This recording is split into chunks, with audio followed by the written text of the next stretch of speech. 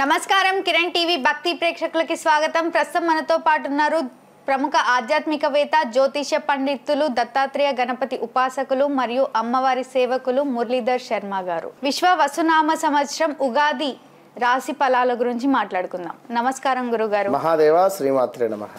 2025 ఈ యొక్క మార్చ్ అమావాస్యతో పాల్గొన మాసం కంప్లీట్ అయి చైత్ర మాసంలోకి అడుగు పెడుతున్నటువంటి శుభ సందర్భంలో కిరణ్ టీవీ ప్రేక్షకులందరికీ కూడా విశ్వావసునామ సంవత్సర శుభ ఆశీస్సులు, ఉగాది పండగ శుభాకాంక్షలు.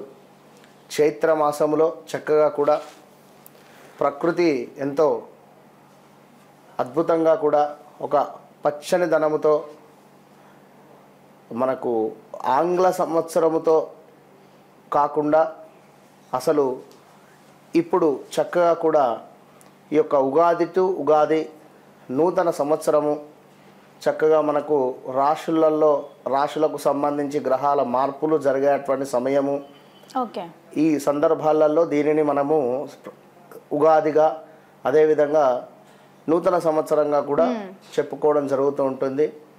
కనుక మరి ఈ యొక్క నూతన సంవత్సర ఉగాది విశ్వావసునామ సంవత్సరకి సంబంధించి ఈ ద్వాదశ రాశులలో మేషం నుండి మీనరాశి వారికి ఎవరికి ఏ విధంగా ఉండబోతోంది అనేటువంటి విషయాన్ని క్లుప్తంగా ఇట్టి వీడియోలో తెలుసుకుందాం. ఒక విషయం ప్రేక్షకులు గమనించుకోవాలి. వ్యక్తిగత జాతకం అనేటువంటిది చాలా ఇంపార్టెంట్. ఒక ఉదాహరణ ఏమిటి అంటే, ఒక వ్యక్తిది మేషరాశి. సో అతను ఎంతో భయపడుతూ ఉన్నాడు, నాది మేషరాశి గురువు గారు అని, నాకు ఏలినాడు శని వస్తుంది గురువు గారు అని. సో తన జాతకరీత్యా రాహు మహర్దశ నడుస్తున్నది. తనకు రాహు 9వ భావంలో ఉన్నాడు. అతనిది మిథున లగ్నము. సో శనైశ్వరుడు అతనికి సప్తమాత ఉండడం జరిగింది. రాహువులో గురువు, రాహువులో శనైశ్వరుడు ఎంటర్ అయ్యాడు ఈ 2025 3వ నెల నుండి. సో 2020 జనవరి నుండి రాహు దశ స్టార్ట్ అయింది అతనికి. 2020 నుండి కూడా. సో రాహులో గురువు, రాహులో శని ఎంటర్ అయింది. సో సప్తమ భావంతో తన లగ్నాన్ని చూస్తూ ఉన్నాడు. సో తనకు కొంత శని అంటేనే వృత్తికారకుడు. సో జాబ్ రిలేటెడ్ మార్పులు చేర్పులు జరిగాయి.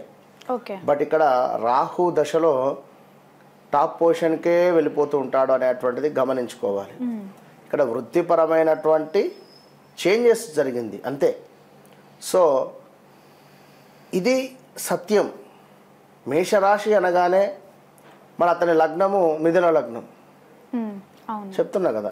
సో లగ్నాన్ని బేస్ చేసుకోవాలా, మన మేషరాశిని బేస్ చేసుకోవాలా, సో జరిగేటువంటి దశ అంతర్దశను బేస్ చేసుకోవాలా.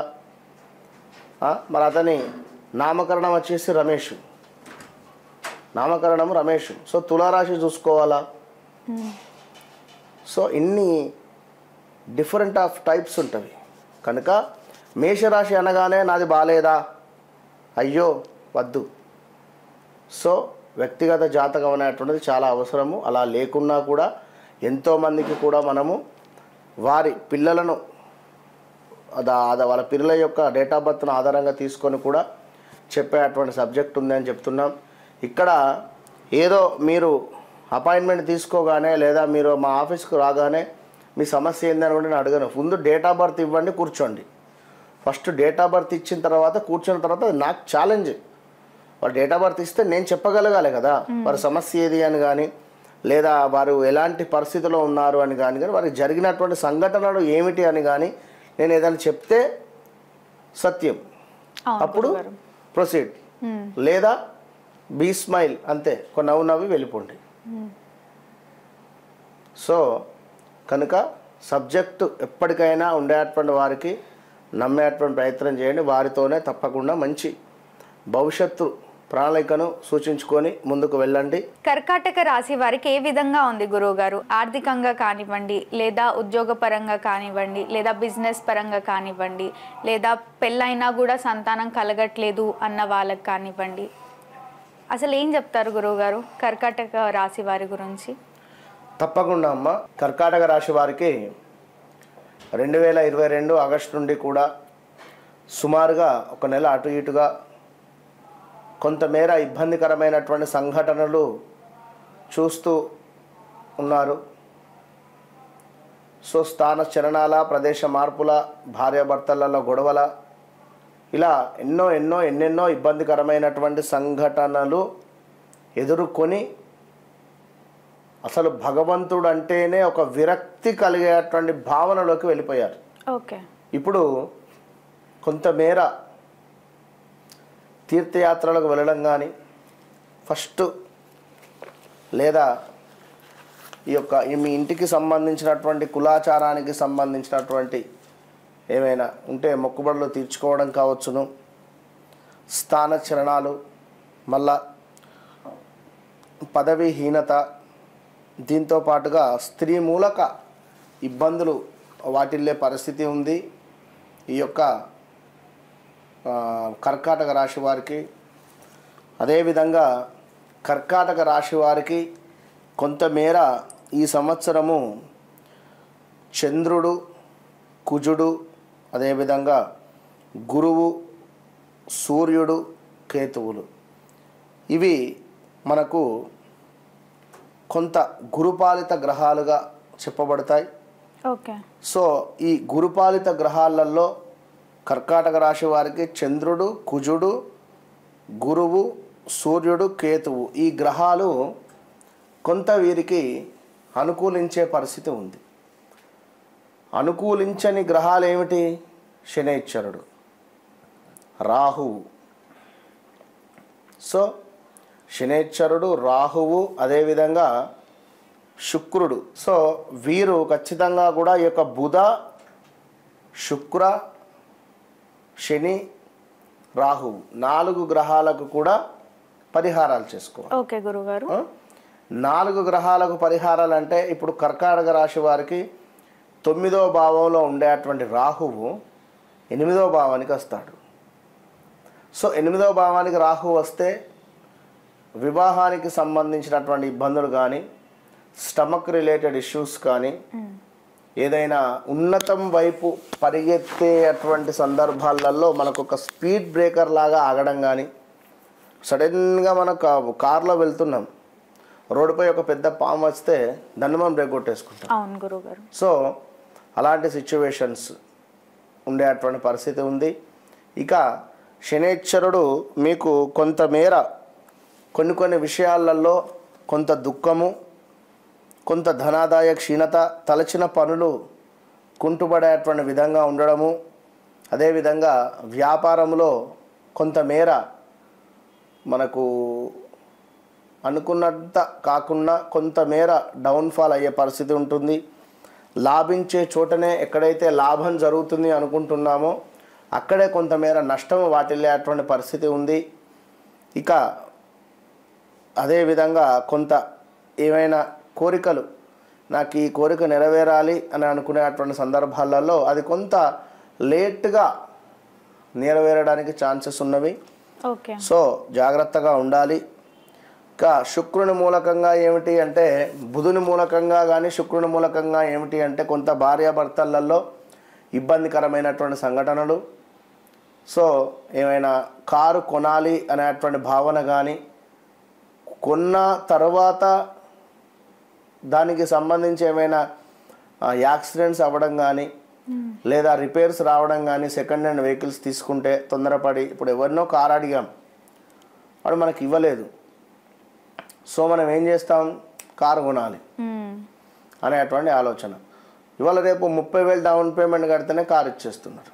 సో 30,000 ఉంటే చాలు అని అనుకొని తొందరపడి కారు కొన్న తర్వాత దాని రిపేర్స్ కావచ్చును, దానికి సంబంధించినటువంటి ఇబ్బందులు ఎదుర్కొనే పరిస్థితి ఉంది. సో కర్కాటక రాశి వారు చాలా అంటే చాలా జాగ్రత్తగా ఉండాలి. మరి ఇంకా వీరికి సంబంధించినటువంటి విషయాలను చూసుకున్నట్టయితే కర్కాటక రాశి వారికి కొంత ఆదాయానికి మించినటువంటి వ్యయం కనబడుతూ ఉంది. అదేవిధంగా కొంతమేర ఉద్యోగ మార్పులు అంటే ఉద్యోగానికి సంబంధించినటువంటి మార్పులు చేర్పులు ఉన్నవి. కొంతమేర పట్టుదల అనేటువంటిది సడలింపు జరిగే పరిస్థితి ఉంది. ఏదైతే పట్టుదలతో ఖచ్చితంగా నాకు ఈ పని కావాలి అనేటువంటి భావనలో ఉన్నారో అది కొంతమేర సడలింపు అయ్యేటువంటి పరిస్థితి ఉంటుంది. సో మొత్తం మీద ఉద్యోగానికి సంబంధించినటువంటి మార్పులు చేర్పులతో పాటుగా కర్కాటక రాశి వారికి కొంత వారి తండ్రి గారికి సంబంధించి కొంతమేర ఆస్తి లావాదేవీలలో కొంత వీరికి మైనస్ వాతావరణం జరగడం కావచ్చును కర్కాటక రాశి వారికి. అదేవిధంగా తండ్రికే ఏమైనా అస్వస్థత జరగవచ్చును, హెల్త్ రిలేటెడ్ ఇష్యూస్ రావచ్చును తండ్రి గారికి.